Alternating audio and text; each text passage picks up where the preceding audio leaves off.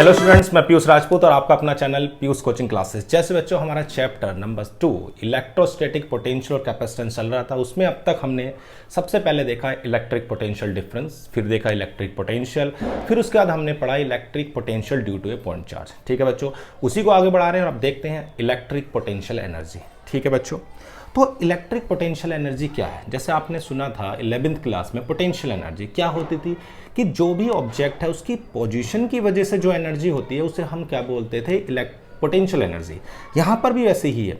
Electric potential energy जो भी आपके पास सिस्टम ऑफ चार्जेस है उसकी पोजीशन की वजह से जो एनर्जी होती है हम उसे ही क्या बोल रहे हैं बच्चों? Electric potential energy. तो क्या हुई पहली बात कि हमारे पास कह सकते हैं कि एनर्जी पॉजेज बाय एनर्जी बच्चों energy possess by a system of charges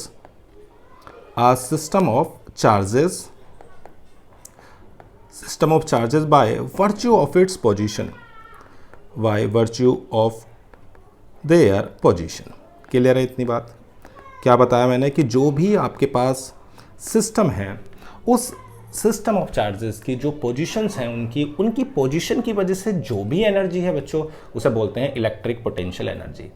अब आपके पास दो चार्जेस हैं, ये मान के चलें, एक चार्जेस ये है, मान लेते हैं Q, और एक चार्जेस बिल्कुल इन्फिनिटी पर रखा हुआ है। कहाँ पर? इन्फिनिटी पर। तो उनका सेपरेशन बहुत दूर है, यानी बहुत ज़्यादा सेपरेशन है, तो हम उनके बीच में कोई इंटरेक्शंस नहीं ले रहे हैं, यानी कि उसकी जो पोटेंशियल एनर्जी होती है वो जीरो होती है। कहाँ पर बच्चों? एक चार्जेस आपका कहाँ है और एक चार्जेस कहाँ पर है? इन्फिनिटी पर। लेकिन जैसे जैसे बच्चों हम इस चार्ज को इसके पास लाने की कोशिश करते हैं, यानी कि मैं क्या कर रहा हूँ? Q नोट को मूव करा रहा हूँ टूवर्ड्स Q, तो होगा क्या बच्चों? आप उसके इलेक्ट्रिक फोर्स, जो भी एक चार्ज है दूसरे चार्ज पर क्या लगा रहा होगा? एक कूलम्बिक फोर्स, यानी कि फोर्स ऑफ रिपल्शन लगा रहा होगा, तो उसके अगेंस्ट बच्चों आपको वर्क डन करना पड़ेगा। नहीं, सिमिलर चार्जेस हैं। पहली बात मैंने आपकी बता दी कि हाँ क्या कर रहे हैं, उस दूसरे चार्ज को इसके पास ला रहे हैं। जब इसके पास लाओगे तो जो फोर्स ऑफ रिपल्शन है वो इधर लग रहा है और आपका जो मूवमेंट है वो इधर है, यानी कि आप इस फोर्स के अगेंस्ट वर्क डन कर रहे हो। तो यानी कि यही वर्क डन आपका बच्चों पोटेंशियल एनर्जी की फॉर्म में स्टोर हो जाता है। यानी कि किसके अगेंस्ट वर्क डन कर रहे हो? इसके, यानी कि work done by Q not. यही वर्क डन आपका क्या हो रहा है?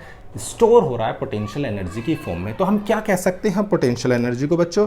हम बोल सकते हैं electric potential energy, electric potential energy, electric potential energy of the system of point charges, system of point charges may be defined as the work done in assembling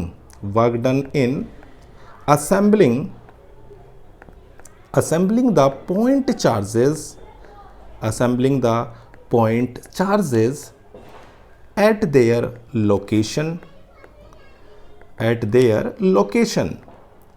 by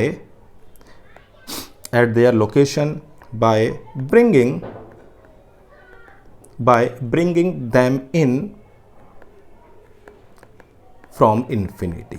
सही है इतनी बात? कोई दिक्कत यहाँ तक? अब तक तो मैंने क्या बताया बच्चों कि इलेक्ट्रिक पोटेंशियल एनर्जी क्या है कि जो भी आपके पास सिस्टम ऑफ पॉइंट चार्जेस हैं वो अपनी पोजीशन की वजह से जो भी एनर्जी रख रहे हैं उसको हम बोलते हैं इलेक्ट्रिक पोटेंशियल एनर्जी। जब चार्जेस का सेपरेशन बहुत दूर है, इन्फिनिटी है, तो कोई इंटरेक्शंस नहीं है, यानी पोटेंशियल एनर्जी जीरो है। जैसे जैसे बच्चों हम उस चार्ज को उसके पास लेकर आ रहे होते हैं तो हमें इस चार्ज के अगेंस्ट, इसका जो इलेक्ट्रिक फील्ड है जो इस पर एक रिपल्सिव फोर्स लगा रहा है, उसके अगेंस्ट आपको वर्क डन करना पड़ता है। ठीक है इतनी बात? यही वर्क डन बच्चों आपका पोटेंशियल एनर्जी की फॉर्म में स्टोर हो रहा है।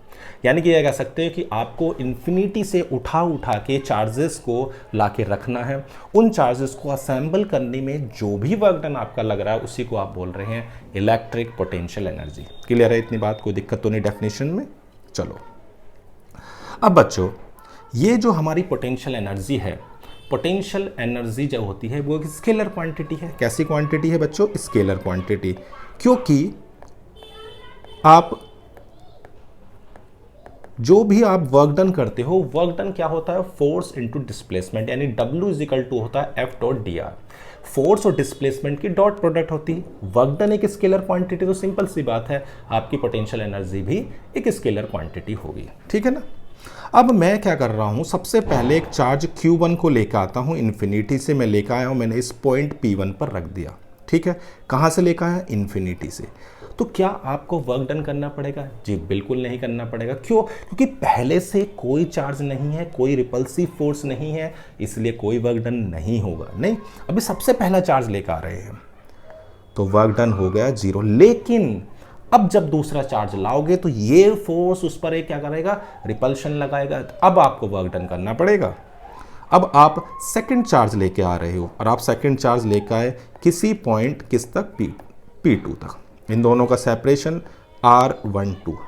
तो सबसे पहले मैं इस चार्ज की वजह से इस पर पोटेंशियल निकालता हूं, यानी कि electric potential due two point charge Q1 की वजह से हम क्या निकाल रहे हैं बच्चों? Electric potential. यानी कि इलेक्ट्रिक पोटेंशियल आपका क्या हो जाएगा? V1 हो जाएगा आपका Q1 upon 4 pi epsilon not R12। ठीक है, हमने क्या करा? Q1 की वजह से Q2 पर पोटेंशियल निकाल लिया। अब वर्क डन निकाल देते हैं। तो वर्क डन क्या होता है? वर्क डन होता है चार्ज इनटू पोटेंशियल, यानी कि Q1 upon 4 pi epsilon not R12 into Q2। तो हमारे पास वर्क डन आ गया बच्चों, Q1 Q2 upon 4 pi epsilon not R12। ठीक है बच्चों, तो ये हमारा वर्क डन निकल गया। अब तीसरे चार्ज को लेके आते हैं। तो बच्चों जब जैसे ही मैं तीसरा चार्ज लेके आऊँगा, कहीं यहाँ से लेकर आ रहा हूँ Q3 से, और ये इस पॉइंट P3 पर रख दिया। ठीक है, अब क्या करेंगे? इन दोनों की वजह से उस पर पोटेंशियल निकालते हैं या नहीं? भाई पहला चार्ज लाए तो कोई भी इलेक्ट्रिक फील्ड पहले से नहीं था, क्योंकि हमें कोई फोर्स है ही नहीं, तो वर्क डन करना नहीं पड़ा। लेकिन जैसे ही पहला चार्ज आ गया बच्चों, तो अब जब दूसरा चार्ज लाएंगे तो रिपल्शन होगा तो वर्क डन होगा। अब दो चार्ज हो गए हैं, तो दोनों की वजह से बच्चों पहले हम क्या निकालते हैं? पोटेंशियल। ठीक है भाई, पोटेंशियल निकाल दिया। इलेक्ट्रिक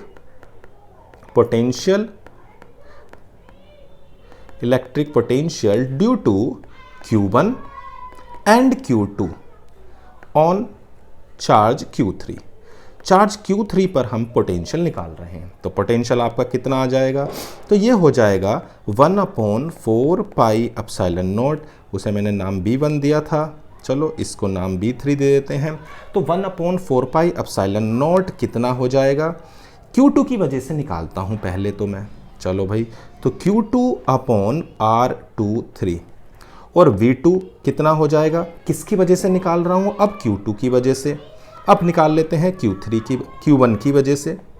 तो Q1 upon 4 pi epsilon not R13, सही है। Q1 और Q2 की वजह से Q3 पर हमने क्या करा? चार्ज पोटेंशियल निकाल दिया। अब वर्क डन, तो वर्क डन क्या हो जाएगा बच्चों? तो आप पहले पोटेंशियल लिख लीजिए, Q1 upon 4 pi epsilon not R13, Q2 upon 4 pi epsilon not R23 into charge. तो हमारे पास क्या आ गया? Q1 Q3 upon 4 pi epsilon not R13 plus Q2 Q3 upon 4 pi epsilon not R23, सही है। तो टोटल वर्क डन कितना हो गया बच्चों? तो W1 plus W2 plus W3, तो यानी कि W1 तो 0 था, तो हमारे पास W2 आया था Q1 Q2 upon 4 pi epsilon not R12, Q1 Q3 upon 4 pi epsilon not R13 और Q2 Q3 upon 4 pi epsilon not R23, सही है इतनी बात। तो ये आपका वर्क डन आ गया। अब यही वर्क डन बच्चों आपका किस फॉर्म में स्टोर हो जाता है? Potential energy. तो मैंने क्या बात बताई? सबसे पहले मैंने आपको बोला कि जो इलेक्ट्रिक पोटेंशियल एनर्जी होती है वो हमारा जो सिस्टम ऑफ चार्जेस है उसकी पोजीशन की वजह से है। जब चार्जेस इन्फिनिटी पर है, सेपरेशन बहुत ज़्यादा है, तो फिर उसमें कोई भी पोटेंशियल एनर्जी नहीं होती। लेकिन जब एक चार्ज को दूसरे के पास लाते हैं तो हमें उसके रिपल्सिव फोर्स के अगेंस्ट वर्क डन करना पड़ता है, जो वर्क डन पोटेंशियल एनर्जी की फॉर्म में स्टोर हो जाता है। ठीक है, तो हम एक एक करके इन्फिनिटी से चार्जेस को ला रहे हैं। जब मैं Q1 को लेकर आया तो पहले से कोई भी इलेक्ट्रिक फील्ड बच्चों था ही नहीं, तो वर्क डन होगा नहीं। लेकिन जब Q2 को लाऊंगा तो Q1 का जो इलेक्ट्रिक फील्ड है उसके अगेंस्ट आपको वर्क डन करना पड़ेगा। फिर जब Q3 लाएंगे तो Q1 और Q2 के, ठीक है ना, तो टोटल वर्क डन आपका आ गया। यही वर्क डन आपका पोटेंशियल एनर्जी की फॉर्म में बच्चों स्टोर हो जाता है। इतनी बात क्लियर हो गई, कोई दिक्कत तो नहीं है। अब हमारे पास थे 3 चार्जेस, इसलिए बेटा 3 पेयर बने। ठीक है ना भाई, जितने ज़्यादा चार्जेस होंगे पेयर भी तो उतने ज़्यादा बनेंगे। अब ये तो है नहीं कि बार बार आप उन्हें उठा के लाओगे, नहीं ना, तो इसलिए आप सीधा फॉर्मूला लगाओगे। तो पोटेंशियल एनर्जी का फॉर्मूला हमारा क्या हो जाएगा, summation of QI QJ upon 4 pi epsilon not RIJ। जो ये I है वो हमेशा देखो 1 2 ऐसे रखना पड़ेगा, I जो है वो छोटा होगा J से, ठीक है ना, 1 2 1 3 2 3 इस तरह से आपको रखना है और n तक इसकी वैल्यू रहेगी। क्लियर है इतनी बात, और कभी भी ये एक दूसरे के बराबर नहीं होंगे। इतनी बात क्लियर हो गई। चलो बच्चों, और नंबर ऑफ पेयर कैसे निकालोगे, ठीक है ना भाई, नंबर ऑफ पेयर्स भी तो देखने पड़ेंगे। तो उसके लिए आप छोटा सा एक फॉर्मूला याद रखोगे, n इंटू n-1/2। ठीक है इतनी बात, तो ये आपका पेयर का फॉर्मूला हो गया। और आपको पता ही है पोटेंशियल एनर्जी एक स्केलर क्वांटिटी है, तो जो भी जिस फॉर्म में रिप्रेजेंट करते हो, देखो ध्यान रखना एक लाइन को कि फोर्स कैसी है वेक्टर, एनर्जी कैसी हो कि स्केल है, तो जो जैसा है आप उसको अगर वैसा ही रिप्रेजेंट कर रहे हो तो चार्जेस को विद साइन रखते हो, ठीक है ना। तो इसलिए हम जो सब्स्टिट्यूट करेंगे बच्चों वो चार्ज विद साइन रखेंगे, ये आप याद रखोगे बात को। कितनी बात क्लियर होगी, चार्ज को कैसे रखेंगे विद साइन, पॉजिटिव है तो पॉजिटिव रखेंगे, निगेटिव है तो निगेटिव। अब जब एक पॉजिटिव और एक निगेटिव चार्ज होता है तो उनके बीच में बच्चों अट्रैक्शन लगता है। क्या लगेगा, अट्रैक्शन। तो जो पोटेंशियल एनर्जी होगी बच्चों वो आपकी निगेटिव होगी। अब इस निगेटिव का मतलब क्या है, जब एक पॉइंट दूसरे पॉइंट चार्ज एक दूसरे चार्ज की ओर आ रहा है, एक प्लस है और दूसरा माइनस है, तो वो तो उसे अट्रैक्ट करेगा, अपने आप आता चला जाएगा, तो वर्क डन तो हो ही नहीं रहा। तो इस कंडीशंस में हम निगेटिव पोटेंशियल एनर्जी का मतलब बोलते हैं कि अगर मैं इसको सेपरेट करूं, उल्टा सोचो, अगर सॉरी पॉजिटिव चार्ज के पास निगेटिव आ रहा है, बीच में अट्रैक्शन फोर्स है, अब आप उसको क्या कर रहे हो, सेपरेट कर रहे हो, अब आपको वर्क डन करना पड़ेगा बच्चों। तो इस पोटेंशियल एनर्जी निगेटिव का सिंपल सा मतलब है कि आपको उतना ही वर्क डन उनको सेपरेट करने में करना पड़ेगा जितना निगेटिव है। ठीक है बच्चों, ओके आगे बढ़ते हैं। चार्ज विद साइन रखने ही है हमें। अब कभी कभी ऐसा होता है कि जो इलेक्ट्रिक फील्ड है वो नॉन यूनिफॉर्म हो जाए, तो क्या करेंगे, अगर नॉन यूनिफॉर्म इलेक्ट्रिक फील्ड हो तो क्या चेंज होगा। तो मैं क्या कर रहा हूँ, एक सोर्स ऑफ चार्ज ले रहा हूँ। क्या ले लिया मैंने, एक सोर्स ऑफ चार्ज, ये है, ठीक है ना, एक सोर्स ऑफ चार्ज ले लिया जिसकी वजह से आपको एक एक्सटर्नल इलेक्ट्रिक फील्ड मिल रहा है, यानी कि आप जो चार्जेस को ला रहे हो एक एक्सटर्नल इलेक्ट्रिक फील्ड की फॉर्म में ला रहे हो या नहीं। अब आप चार्ज लाते हो तो भाई 2 पॉइंट मैंने ले लिए, एक पॉइंट मान लिया P1 और दूसरा पॉइंट ले लिया P2। यहाँ से इसका जो पोटेंशियल है इसकी वजह से उसे नाम दे दिया BR1, R1 उसकी पोजीशन वेक्टर है, और दूसरे का नाम दे दिया B2 उसकी पोजीशन वेक्टर है। ठीक है भाई, चार्ज Q1 को लाएंगे इस पोजीशन पर और एक बार चार्ज Q2 को लाएंगे इन्फिनिटी से। ठीक है, तो अगर मैं Q1 को लाता हूँ तो क्या वर्क डन होगा, तो वर्क डन इन ये तब है जब आपके पास एक्सटर्नल इलेक्ट्रिक फील्ड हो और चार्जेस को लाया जाए, तब क्या पोटेंशियल एनर्जी होगी। तो कह सकते हैं work done in bringing Q1 from infinity to R1 against the external electric field, against the external electric field. सही है बच्चों, इतनी बात तो आपकी क्लियर होगी। कि अगर हम एक्सटर्नल इलेक्ट्रिक फील्ड के प्रेजेंस में ला रहे हैं तब क्या होगा। तो भाई वर्क डन हो जाएगा Q1 VR1। ऐसे ही अब मैं किसको ला रहा हूँ, वर्क डन निकाल रहा हूँ किसको, Q2 को लाने में। तो work done in bringing Q2 from infinity to R2। सही है बच्चों।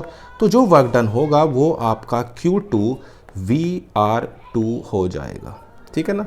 तो हमने क्या करा है, एक एक्सटर्नल इलेक्ट्रिक फील्ड लिया हुआ है, उसके प्रेजेंस में अब चार्जेस को ला रहे हैं।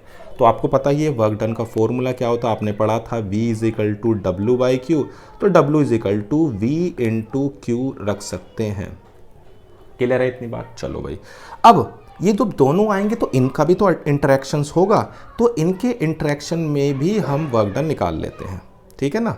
चलो भाई, तो अब वो वर्क डन कितना हो जाएगा, वो बच्चों आपका वर्क डन हो जाएगा, अभी आपने फॉर्मूला लिखा है Q1 Q2 upon 4 pi epsilon not R12।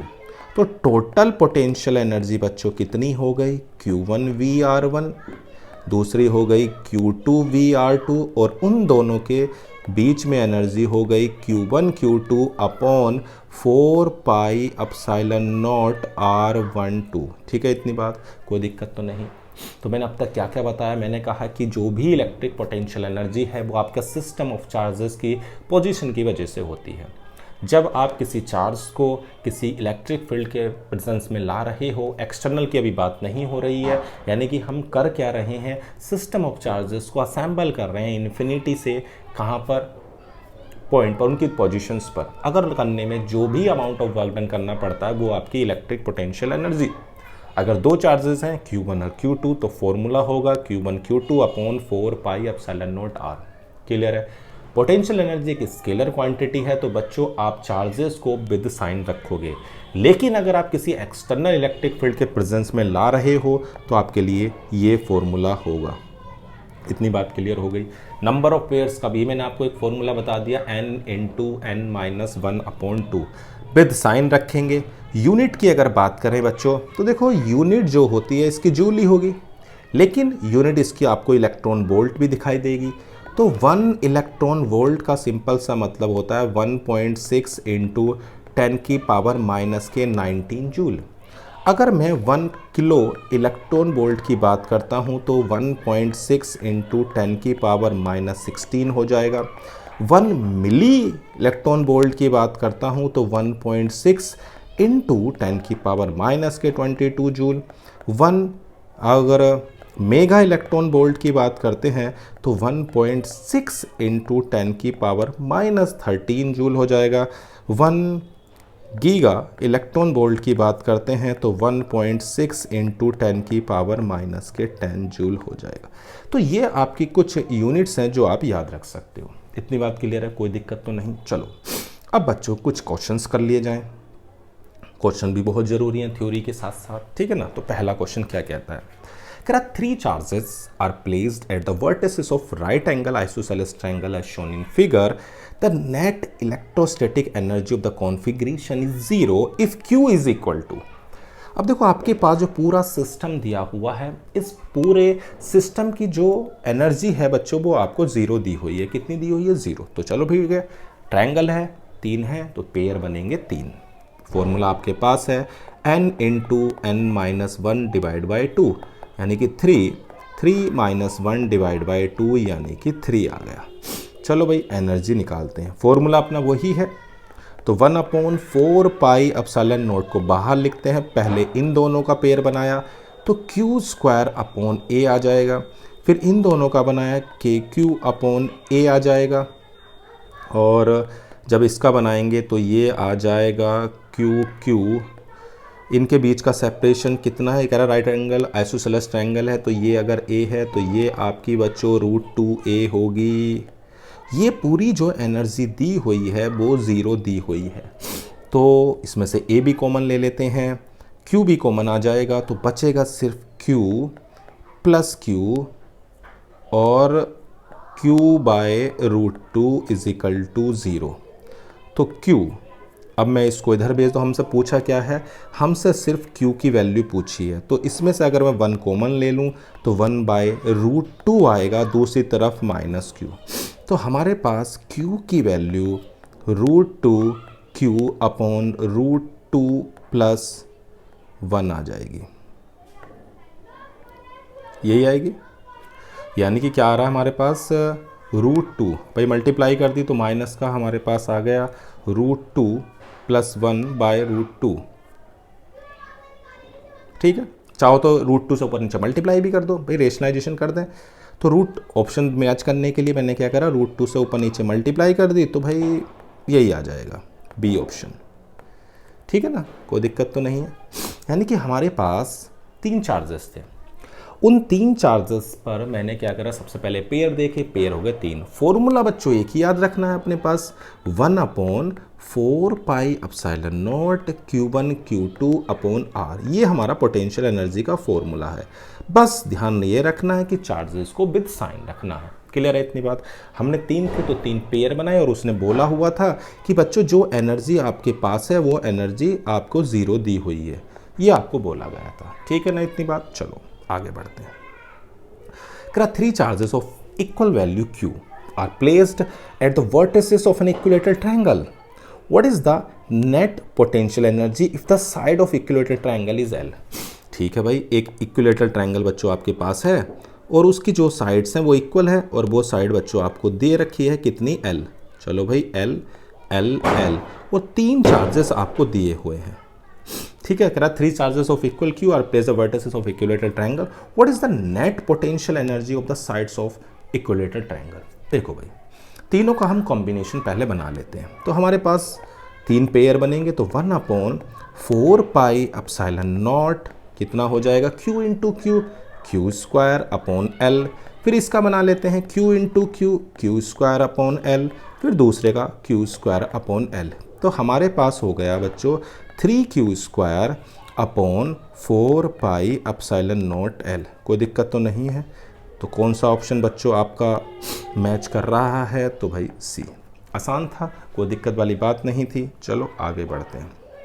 क्या कहता है, if identical charges -Q are placed at the each corner of the cube of the side V, ठीक है, then the electric potential energy of +Q charge place at the centre of इतना। ठीक है भाई, आपके पास एक क्यूब है और उसके सेंटर कहाँ होता है बच्चों, जहाँ पर उसके डायगोनल इंटरसेक्ट करते हैं वो क्या होता है, उसका सेंटर।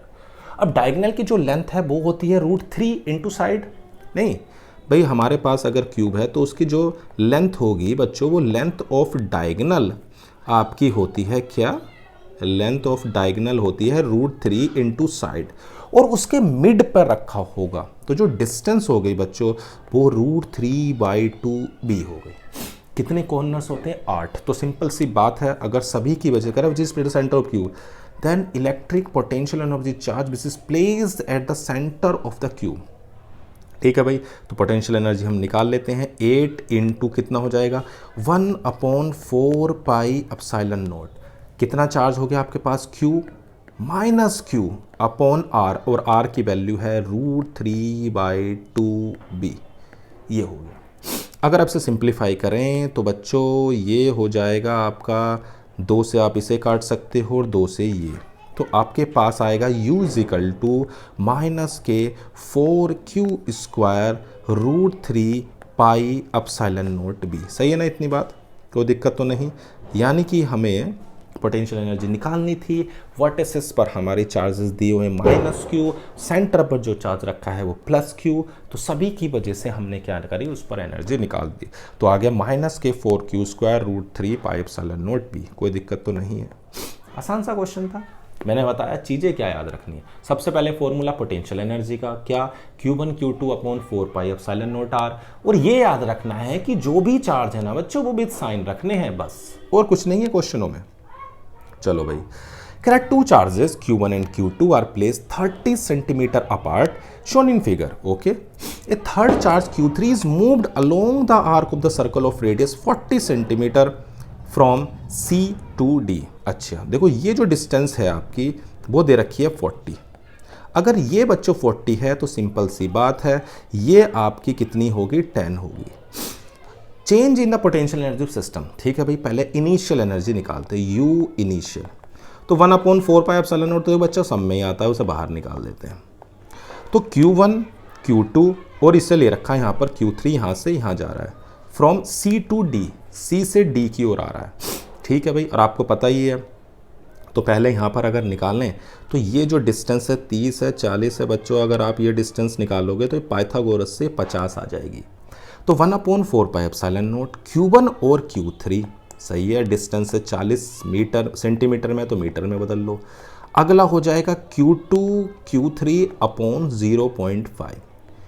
यू फाइनल की बात करते हैं, यू फाइनल की बात करें तो अब वो यहाँ पर आ गया है, तो 1/4 pi epsilon not Q1 Q3 upon 0.4 plus Q2 Q3 upon कितना हो जाएगा 10, मतलब 0.1। सही है। अब चेंज इन पोटेंशियल एनर्जी अगर मैं निकालूं तो U final minus U initial अगर मैं करता हूं तो जो कॉमन है बच्चों पहले मैं उसे बाहर निकालता हूं। अब बचेगा Q1 Q3 0.4 plus Q2 Q3 0.1 minus Q1 Q3 0.4 और माइनस का Q2 Q3 0.5। तो ये तो कैंसिल हो गया। क्लियर है इतनी बात। अब देखो आपके पास क्या क्या चीज़ें हैं, तो भाई देखो इसमें से बच रहा है Q2 Q3, उसको भी बाहर निकाल देता हूँ। Q2 Q3 4 pi epsilon not हमारे पास है 1/0.1 और 0.5। अब इसे सोल्व करोगे तो ये हो जाएगा कितना बच्चों, तो देखो इसे मैं यहाँ सोल्व कर देता हूँ। तो Q2 Q3 4 pi epsilon not, ये हो जाएगा 10 पॉइंट हटाओगे, दूसरा हो जाएगा 2, तो ये 8 आ गया। कितना आ गया बच्चों 8। तो हमारा हो गया 8 Q2 Q3 upon 4 pi epsilon not. अब देखो आप कंपेयर करो, किसको कंपेयर कर दो, अब इसको कंपेयर करें तो Q3 Q ये जो है इसके साथ बच्चों आपको क्या नज़र आ रहा है, तो इसके साथ बच्चों आपको नज़र आ रहा है 8Q। क्या नज़र आ रहा है 8Q, तो हमारा आंसर हो गया 8Q। क्लियर है इतनी बात। तो करा क्या गया, करा ये गया है कि इनिशियल और फाइनल पोटेंशियल एनर्जी निकाल ली और उसका चेंज निकाल दे। कितना तो आसान है ना। चलो भाई आगे बढ़ते हैं। करा 2 equal charges are placed at a distance of 2a and a third charge minus 2q is place at the mid point. Okay, 2 equal charges हैं q are place at a distance of 2a and a। चलो भाई, and third charge minus 2q is place at the mid point. The potential energy, हमारे पास 2 charges हैं, q है और ये q है, और एक इनके बीच में एक माइनस 2q चार्ज को रखा हुआ है। ठीक है ना। ओके, अब सबसे पहले हमें पोटेंशियल एनर्जी निकालनी। तो पोटेंशियल एनर्जी तो 1/4 पाई एप्सिलॉन नॉट, तो देखो कॉमन आ गया, ये तो कॉमन रहना। q और -2 इसका पेयर बनाते हैं, डिस्टेंस a है, सही है ना, डिस्टेंस कितनी है a, और इस दोनों का पेयर बनाएंगे तो भी बच्चों डिस्टेंस होगी q -2q अपॉन a, क्योंकि ये जो डिस्टेंस है a है और यहाँ से यहाँ तक का जो पूरा है, उसने बोला ना कि 2 equal charges are distance of 2a and a, और ये जो आपकी डिस्टेंस होगी इन दोनों का बीच का जो सेपरेशन है वो आपका 2a है। किस किस का, q का और q का। ये जो सेपरेशन दिया हुआ है बच्चों वो आपका 2a है, और ये जो सेपरेशन हो जाएगा मिड पॉइंट है तो ये a हो जाएगा, और ये भी आपका a हो जाएगा। ठीक है ना। पे सेपरेशन दिया हुआ था 2a और उनके मिड में रखा हुआ था, डिस्टेंस हो गई 2a। अब देखो कितना आता है, तो 1/4 pi epsilon not.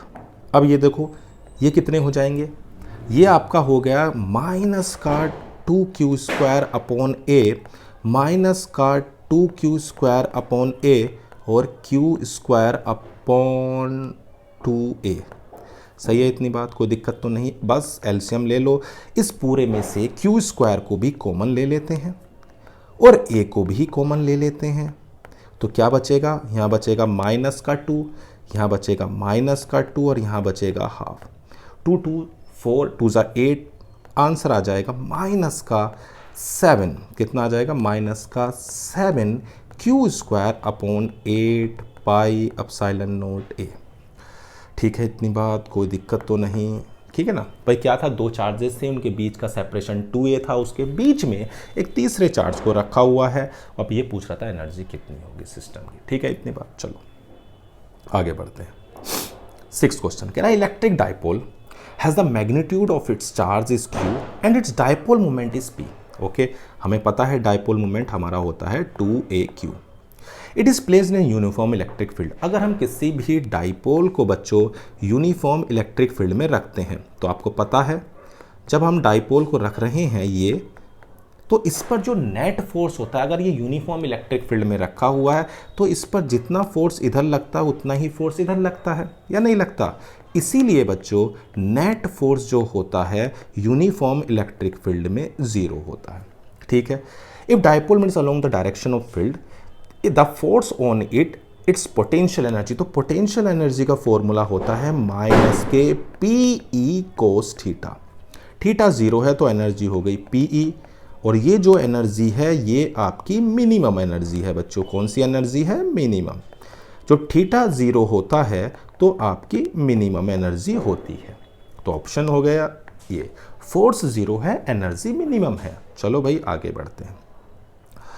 As shown in figure, a dust particle with mass and charge हमें दिया हुआ start from rest at point A, move a straight line to B. What is its speed? जब भी ऐसे क्वेश्चन है कि एक point से दूसरे पॉइंट पर कोई चार्ज पार्टिकल जा रहा है तो कितनी भी स्पीड होगी, तो बच्चों आपको सिंपल सबसे पहले चीज़ आनी चाहिए conservation of energy. Conservation of energy हम लगाते हैं तो पॉइंट A से पॉइंट B तक, तो मैंने लगाया by conservation of energy. Conservation of energy, तो दो एनर्जी आपको नज़र आ रही हैं, एक काइनेटिक और एक पोटेंशियल। तो पहले मैंने लिखा kinetic energy plus potential energy, ये जो है वो पॉइंट ए पर है। फिर लिखा kinetic energy plus potential energy, ये मैंने लिख दिया पॉइंट बी पर। ठीक है, स्टार्टिंग में रेस्ट से चला इसलिए काइनेटिक एनर्जी 0 हो गई।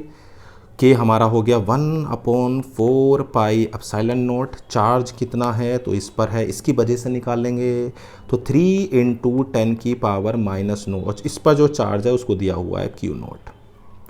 डिस्टेंस है 0.01। दूसरी हो जाएगी 1/4 पाई एप्सिलॉन नॉट।